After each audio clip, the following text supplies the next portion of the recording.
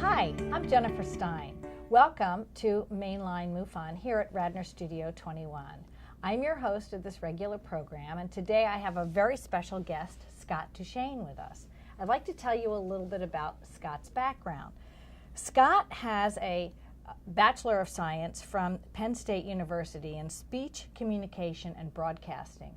For the last 30 years, Scott has had his own company called Glow Films, where he produces educational programs for associations and agencies and businesses with a focus on education, health, business, and the environment, and development of citizenship and natural resource conservation.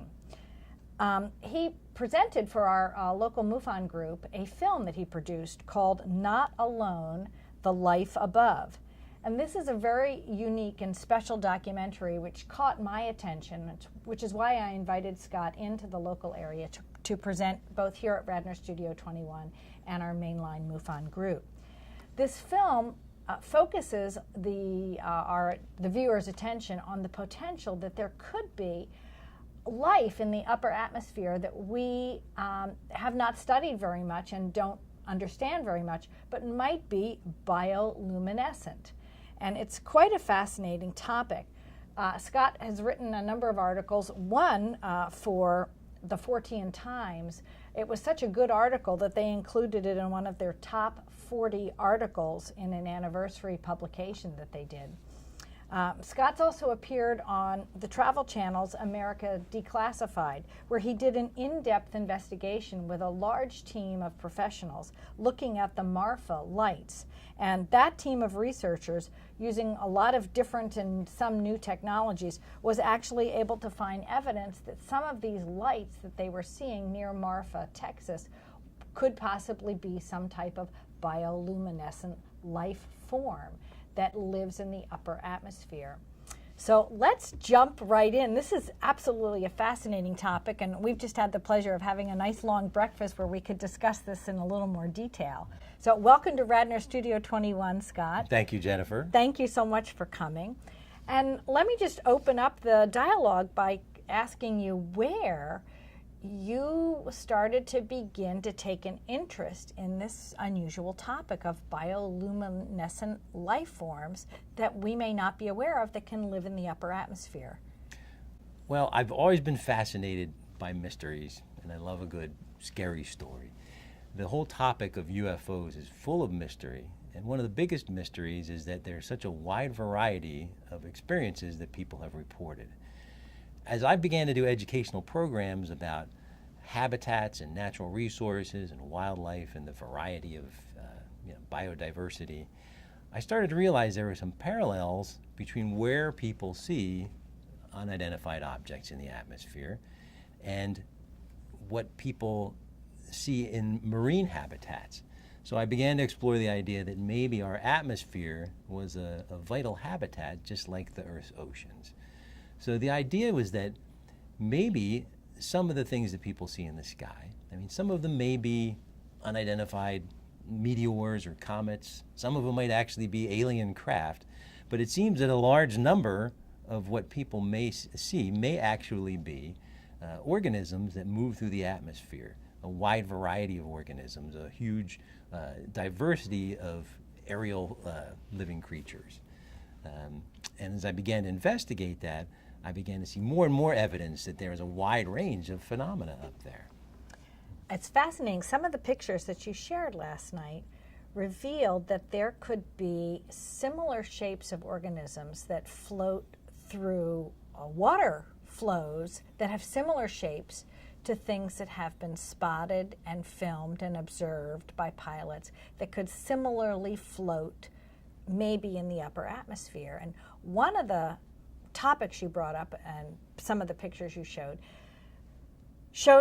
the correlation between jellyfish and objects which have been seen in the air. Now, it's fascinating to me that jellyfish basically are transparent except under certain circumstances. So discuss a little bit more about these particular types of objects. There was also one that I think you said looked like a large squid. Right. Well, nature is like a composer with varying themes. One that's successful, it seems, is repeated in variations. They're spun out many times across different environments, different habitats. And some of the most successful organisms in Earth's oceans are the invertebrates. It's particularly what we call jellyfish and squid. There are a wide variety of many different species under those basic groups. But you have the saucer-shaped jellyfish and the cigar-shaped or the rocket-shaped squid. And they're both ideally suited for living in a fluid environment. In the atmosphere, we have a fluid environment. We don't think about it because we move around in it all the time. But it's a huge environment. It's full of water and minerals and energy. It has 5 million times more volume than Earth's oceans. And strangely enough, actually not strangely enough, what makes sense is that the two most widely reported shapes of UFOs are the saucer shape and the rocket or cigar shape, which parallel the same kind of shapes that we find in these marine invertebrates. There are many different parallels between the organisms in oceans and what people see in the sky also. The way they move, they seem to pulse and change shape as they move. The way they look, many of people have reported objects that have tails or stringing tentacles, or even with the squid-shaped objects, they report trails of smoke or ink that rocket behind them. The objects seem to hover and then move away at quick speeds, which is a parallel with a lot of the marine invertebrates. They also have bioluminescence. Many types of jellyfish and squid generate their own light to attract mates, to attract prey, to scare off predators. And we see the same type of behavior in the objects that people report as UFOs. They have a wide variety of lights. People have described lights, they can't even describe the colors. They're so wide-ranging. And sometimes they just instantly will disappear as if the lights are just turned off. It's so fascinating. It is fascinating. It really, really is. Thanks.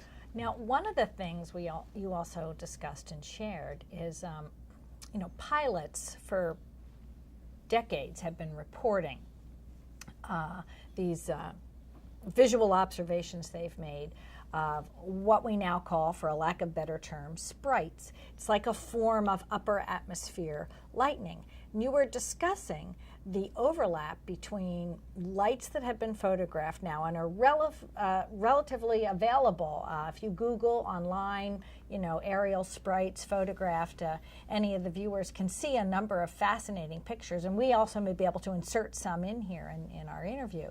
But describe a little bit about what your thoughts are about these photographs, the potential light from sprites, and how that might relate to these jellyfish objects.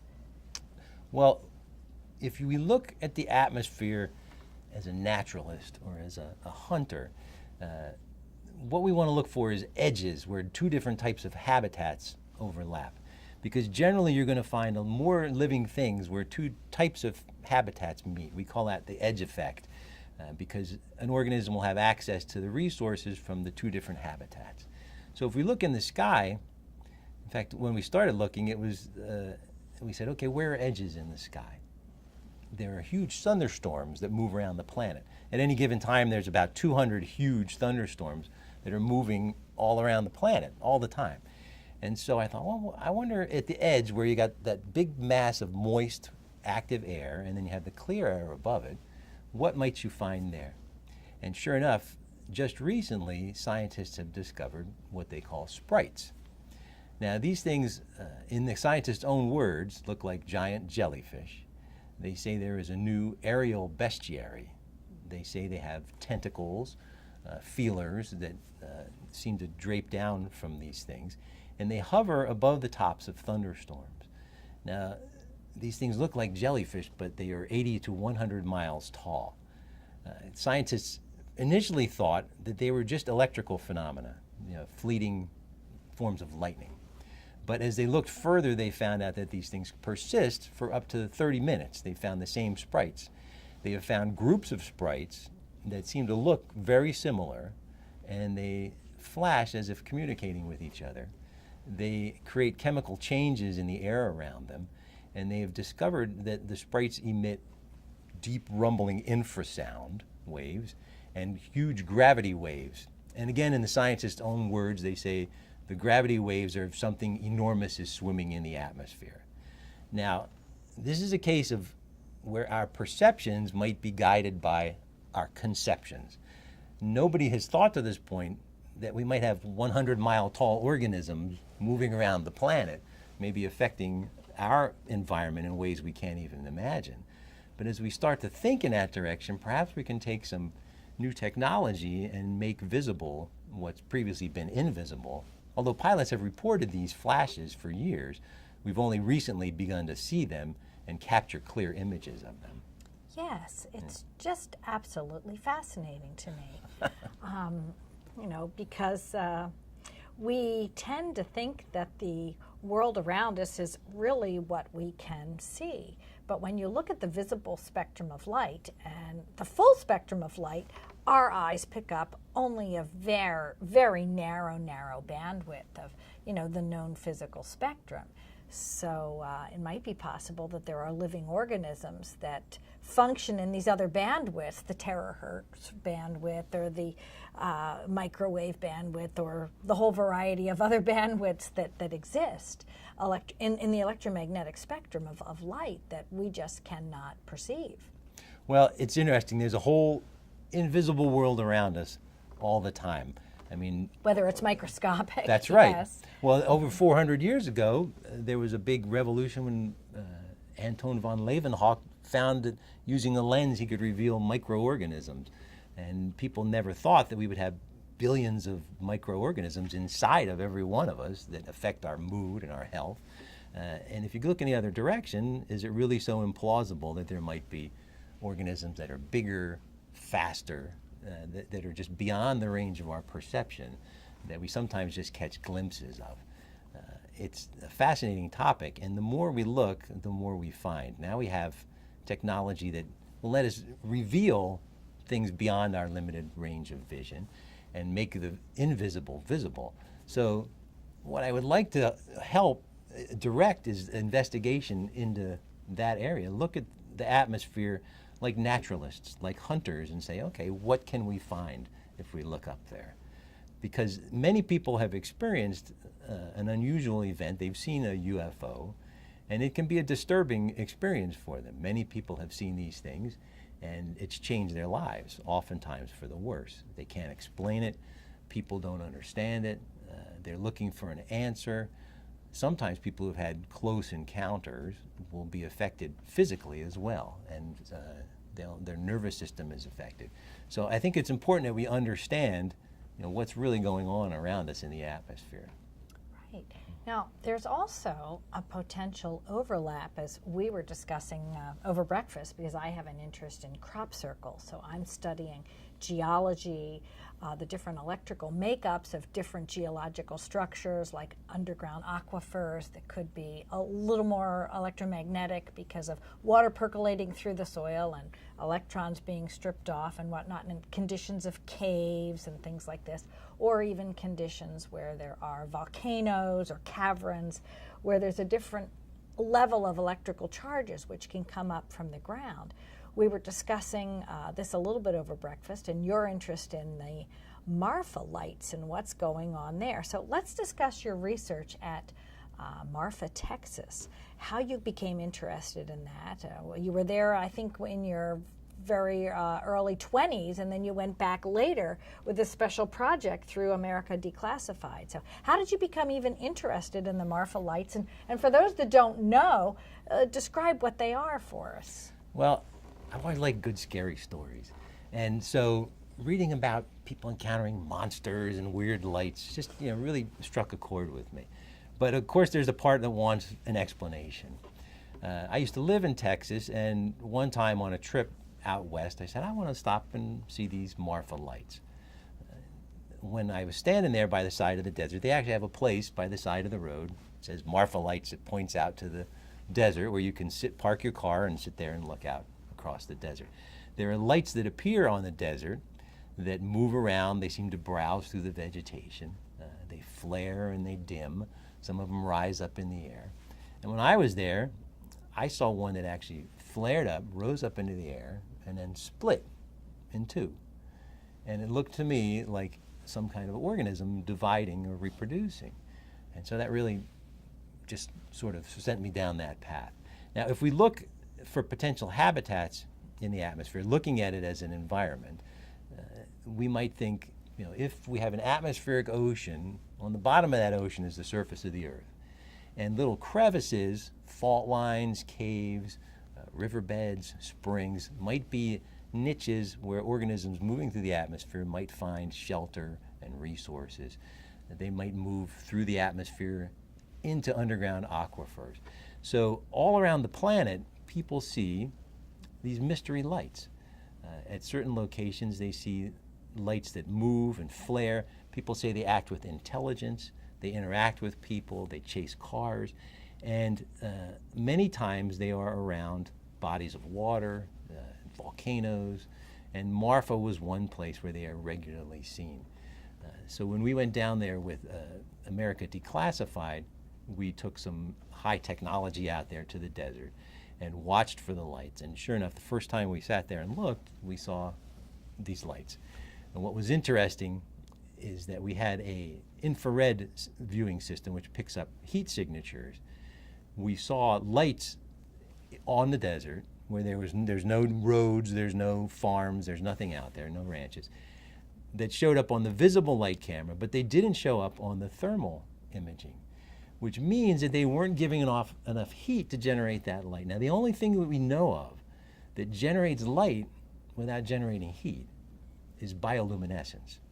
This is a wide-ranging group of luminous phenomena that organisms use, and since it takes energy, they're very efficient about how they produce energy. There's several different ways. Like on a small scale, you'd be talking about a lightning bug, right? That's right. That's the one that many people are familiar with. Right. But now we're finding some scientists have said up to 90% of ocean life uses some form of bioluminescence, especially the invertebrates. So it's a really common, and in many different ways that it's generated. So when people see these mystery lights, it made me wonder if maybe there is some kind of organism using bioluminescence for a variety of reasons. And sure enough, we did find that on that Travel Channel show. And there's also a number of interesting geological structures in the Marfa, Texas area, right? You were describing, I'll let you describe it. That's correct. Well, it sits at the kind of at the base of the Rocky Mountains. It was formerly very volcanically active, so the whole area is this big caldera. And if you think of the atmosphere again as an ocean, it's a good model to think of. It could be like a giant tidal pool. Anything moving through the atmosphere, hitting the coral reef of the Rockies, might move down to this giant basin. And then within that basin, there are several extinct volcanoes and a huge underground aquifer. So there's a lot of, there's a huge habitat there. In this otherwise dry, desert, there's access to underground water. And things have been seen coming down, going into the earth, and coming up out of the earth, moving around the desert. And so, browsing, hunting.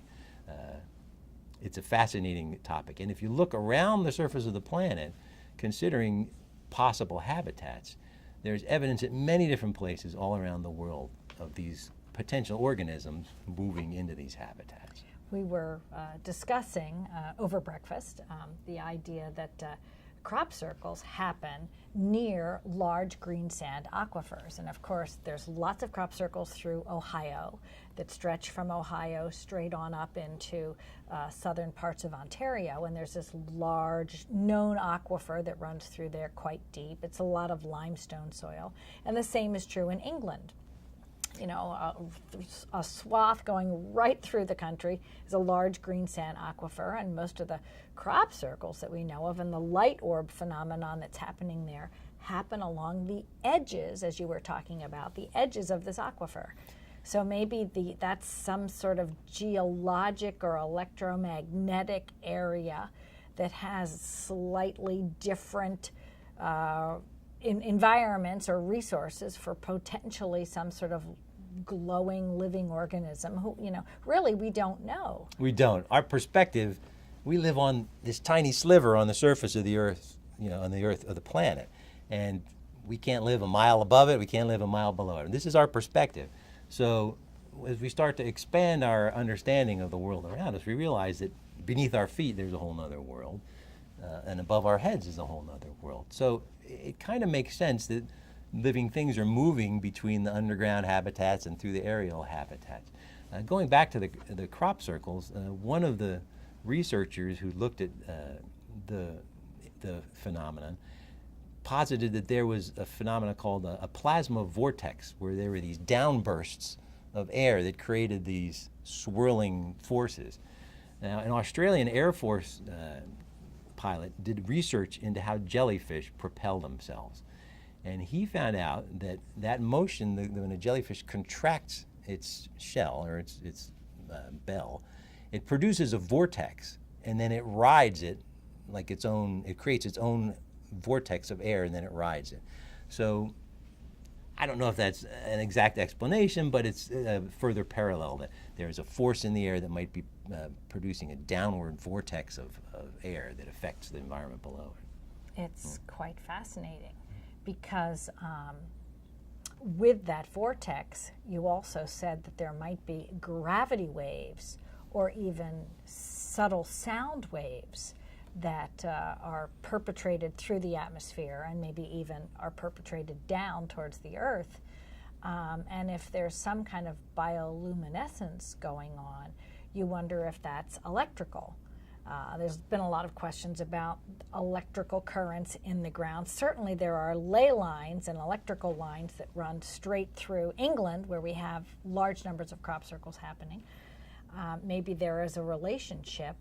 Possibly an organism can create this or draw together the potential of some kind of plasma discharge that could affect these other realms, terahertz rays, microhertz realms. It's a really mystery. It's a huge mystery. There's a huge opportunity for study. One of the things we did is as I started to research this, we looked at hundreds of UFO videos and photographs and books, and found that if we were the most skeptical and discarded anything that could be faked, anything that could be hoaxed, anything that could be misinterpreted, there was still hundreds of videos and photographs that seemed to show objects that paralleled marine invertebrates. So we said, well, all right, let's look for evidence that's really unimpeachable, that's really the best, hardest scientific evidence. And we decided to look at footage that had been captured by astronauts, NASA's space program, the National Aeronautics and Space Administration. For over 50 years, they've been sending astronauts into orbit, and the space shuttle program allowed them to actually spend some time, and with the International Space Station, they've been spending time moving around the planet. And when we looked at some of the footage that they had captured, it was as if a bell had been rung, the doors had been thrown wide open, because it seemed that they were finding really clear evidence that there are many objects moving through the atmosphere that we can't explain, and they look very similar to the organisms that we find in Earth's oceans, but they are on a whole other scale than what we had previously thought was possible. Yes, it's really quite fascinating. I remember the audio footage, which anyone can find online if they're interested. There's an audio file of John Glenn, one of the first astronauts to, of course, make an orbit of the Earth. And he described, in fact, I'll let you describe, I think you have this also on your website. That's right. Correct? So on our website, thelivingsky.com, we have a YouTube channel, The Living Sky. We've put up a lot of information, evidence for aerial life. But when on the first manned orbit of the Earth, when John Glenn went around the Earth in 1962, he saw, as he entered into the dawn area, as he approached dawn, he saw what he called luminescent particles. Later they were called fireflies. Many people said, oh yeah, John Glenn's fireflies. And people think, oh, it was just a passing thing, but he actually was so amazed by what he saw. Ground control was asking, well, John, what about your oxygen? And he was like, what about these particles? And he was seeing thousands of them. He said they stretched all across the horizon. And they circled his craft. He said they weren't coming from the craft. And they almost swarmed, like he said, like an insect might swarm or a bee. Right. So if you think that the atmosphere is like the ocean, perhaps there was some kind of bioluminescent plankton that perhaps was swarming around, perhaps hovers around that dawn habitat edge. And in fact, many of the sightings that the astronauts have had have been when they are in the night side of the planet, looking back towards dawn, and they see objects moving that are highlit by the sun shooting over the planet's limb. So it's this change in time that takes place. The crop circles that appear also happen at about 3:30 to 4:30 in the morning. They're not there the night before. There's a flash of some sort, and they're there when the sun comes up. So it's this change between night and day. That band between that edge between the That night and the edge. day habitat, it's constantly moving around the planet. So Yes. I don't know if we've studied that as any kind of habitat, but if I was going to say, oh, okay, let's research to find out if this really is a phenomenon, there are living things, I'd send a probe right up to that dawn region and sit back on the night side and look what happens with those extreme lighting conditions. So Yes, absolutely fascinating. it's a lot of fun. We could study it in many different layers. Right here on the Earth's surface, like I said, there are many different luminous phenomena. We're doing research right now into a light in West Point, Virginia. It's called the Cohoke light, where people have seen this light along a railroad track that they say will sometimes come up to cars, and people have said it's actually moved over the hood of the cars and actually left a trail on the hood of the cars. We went down there with some low light cameras and some infrared cameras, and we got some really interesting footage, but what it pointed out to me was how frustrating it is, our normal human scale of time, to sit there and wait. You're not going to find an easy answer right away. So I think any kind of study might require a commitment over a long period of time, because if they are organisms, there might be seasonal variations in population and size, and just sitting there and watching isn't going to give you a true picture of what's going on with that. Yes, it might not be convenient to our vacation schedule that we often use on our own dime That's right. to go try to set up and film these things, right? Right. Right. So if you had your magic wand and a research project that you could set up, how would you envision it? What would you like to see? Say maybe in Marfa, Texas, where we know these things are happening. Well, I think you have to look at, I think you would have to do it on a large scale to help increase your chances of success. As I mentioned, there are many different locations and many different niches in the habitat of the atmospheric habitat. So I think you'd probably want to look at some ground level phenomena, and also I think you'd want to probe some likely regions in the atmosphere. I think storm clouds, I think you're going to find all kinds of living things moving around those resources in the storm clouds. One of the shuttle missions took footage of a giant storm above Florida. You can see the state of Florida is down below, and this storm dwarfs the entire state. It's enormous. And around that storm, you can see lightning throughout the giant thunderhead, and around the storm were many objects moving in and around the lightning and around the storm. Now we know lightning catalyzes nitrogen in the atmosphere. The lightning brings millions of tons of nitrogen down to the Earth's surface where it keeps soil fertile. So in the atmosphere, perhaps any kind of organisms might feed off those minerals that are being produced by the lightning catalyzing the nitrogen. So I'd like to look around thunderstorms. People have looked at sprites above thunderstorms, but they're finding now that there are many, many more than we first suspected. So I think it's just a matter that if we look, we're going to find something. But it's a matter of going there with the right attitude, like I mentioned, as hunters, as naturalists, and saying, okay, where do they live? Where can we find them? How can we be quiet and patient and see them in their own habitat? Right, right. Well, this has been such a fascinating conversation. I've so enjoyed it, Scott. And if you're joining us just now, I'm Jennifer Stein. This is a program here at Radnor Studio 21 called Mainline MUFON. So if you're interested in learning more about what Mainline MUFON is, we're the mainline group of the Mutual UFO Network. We have a website called mainlinemufon.com, where you can look at regular programming that we do at the local library, the Tredyffrin Public Library in Stratford. and we host our regular shows here at Radnor Studio 21, as well as these regular free public lectures and films at the local library. And it's such a fascinating journey to meet wonderful explorers like yourself, Scott. I hope to maybe one day work on a project with you. That would really be quite fascinating because we have a lot of overlapping interests. I also have a science background, and of course we're both filmmakers and documentarians, so it would really be an honor to dig our teeth into something in the future. It would be an honor. Well, to me, that's the appealing thing about this hypothesis, is that you can test it. You can go out and try and find new evidence, and it provides many different avenues to try and explore that. It's not just something hypothetical or vague and abstract. There are specific ways that we can go out and try and get more knowledge. And maybe even find a way to look at the existing data that's being collected with this huge array of satellites that are up in the atmosphere now, looking at new specific wavelengths and infrared and some of these other non-visible waveforms are now being studied for the understanding of weather and atmosphere. And of course, our ability to understand what's happening in the upper atmosphere is hugely important as we discover or research, the environmental issues we're facing on the planet. So it's really quite fascinating.